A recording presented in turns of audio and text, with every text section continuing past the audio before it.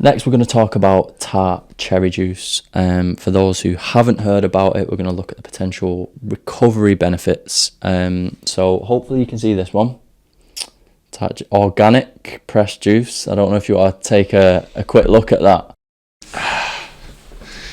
Yeah, it's quite nice. Really? If you've not tried it before. Yeah, it's very sweet, which you would kind of expect with a cherry juice. But yeah, they are very nice. But yeah, let's get into it, because there's lots of different ways you can buy it.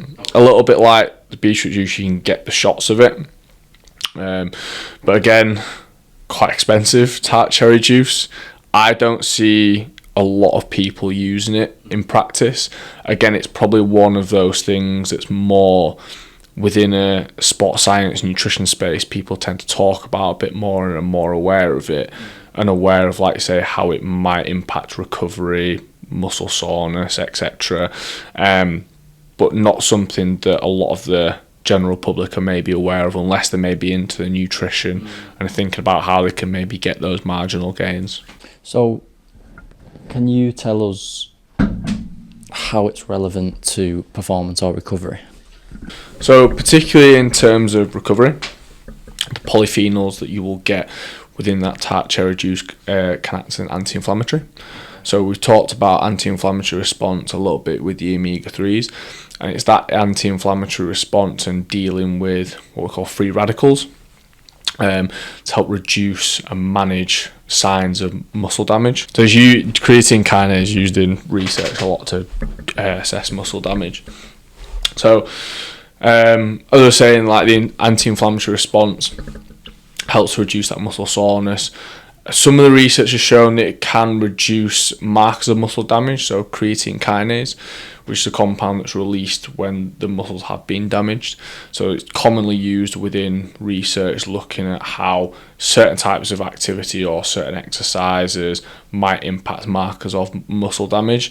And then looking at certain supplements, so say for example tart cherry juice, and how they might dampen or reduce those markers of muscle damage which would associate with that soreness and that anti-inflammatory response. So you're saying in research that they're doing exercise to cause that stress, then they're essentially doing a blood test of the person that's done the exercise, looking at the creatine kinase levels, and that is then a marker for muscle damage. Wait, if you got this far, you must be enjoying the conversation. Make sure to hit the like button and press subscribe to show your support. Back to the episode. Yeah, exactly. So, like, in research, you'll typically do something very, very difficult. Usually, it tends to depend on what they're focusing on as the outcome. So it might be, if it's related to, say, strength and power, it might be looking at kind of 1 rep maxes, things like that, really kind of high, heavy outputs over a short period of time. Or it might actually be kind of looking at more, say, endurance-based sport, where they're looking at if a cyclist has done, say, a long endurance ride, so for, say, 4 or 5 hours, which sounds horrible. I know a few people that do it on a regular basis, so props to you guys. But looking at how damaged effectively the muscles are from that exercise, using that creatine kinase, like I said, from that blood sample, but also then looking at how, so typically what you would maybe do is you would do immediately post, take that blood sample, what is the creatine kinase levels at that point, and then they do it at different intervals after as well. So it might be an hour after, might be 3 hours after, and see how those markers of muscle damage reduce after, say, taking a supplement. And how relevant is it to recreational athletes? So if I'm running a half marathon and I want to recover faster, is it worth taking? No. In my personal opinion, with, like I say, the cost that's associated to it, and realistically, unless you're going to be doing back-to-back marathons, or if you've got something else to do physically the next day, it's probably not worth it. Yes, it will help with that muscle recovery and that anti-inflammatory response and reducing those free radicals. But do you need to recover that quickly for another event? That's kind of weighing up whether you need it or not, because as long as you're getting your nutrition right after that half marathon or after that marathon, yeah, you're still going to have DOMS. Your nutrition can't completely eradicate that physical response and that physical feeling, but it can help to support that recovery so that you can recover quicker. If you had another event, say a few days after, it's probably quite a good idea, because if you think about, if you can recover that a little bit quicker, then you can start to prepare for that event that little bit quicker. So rather than, say for example, if without the cherry juice your recovery ends there, but if you take cherry juice your recovery can end there, then if you've got that event that next day or the next couple of days, then it's probably worth it. But again, I guess it's coming down to you as an individual and whether you feel like it's worth it for kind of the scenario that you're in and the aims of what you're trying to do. Okay. So in November, I'm running 12 kilometres a day. Would that then be beneficial for me to take? I think probably, yeah. For how long are you doing it for? The whole of November. The whole of November? Whoa. Yeah. I mean, on top of making sure your diet's right, it's probably something you could look at. Because again, if it is going to help to provide that benefit and it's not going to cause any GI issues, which I'm sure like most supplements that we've talked about, they sometimes do, then it would be something that you could look at. Because like I say, it's that back-to-back, getting ready to go again and again and again, and that's that muscle soreness and that muscle damage, that's going to make it difficult for you to continue to go in at that same rate. Because you try and do a specific time, or you're just doing 12k? 12k a day. Yeah. Because even still, like, it will help with that recovery process and make sure that you're ready for that next 12k.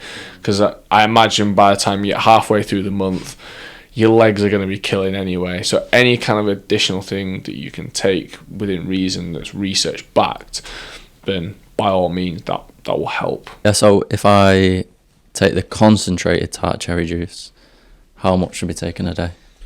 So 480 mils a day, and what you would like to on the day, take it a few hours before, but also do some loading for 3 to 5 days beforehand as well, just to make sure that you've got a sufficient amount of those polyphenols to have that anti-inflammatory effect and make sure it's going to help that recovery and reduce that kind of muscle damage as well. Right, that was going to be my next question actually, because you might think of, if it's for recovery, why am I not taking it afterwards? Is it because you want those substrates circulating in the blood for when you... Yeah, effectively. Because, like I said, if you're taking it after, the damage has already been done, if that makes sense.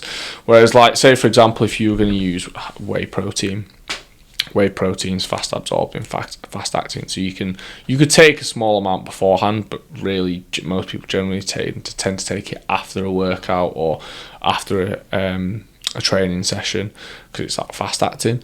Whereas with the tart cherry juice, you want to have it beforehand, so like I say, it's circulating already and it can deal with that damage once it starts to happen. And is it natural? Can I just take that every day? Obviously minus the GI distress I might face.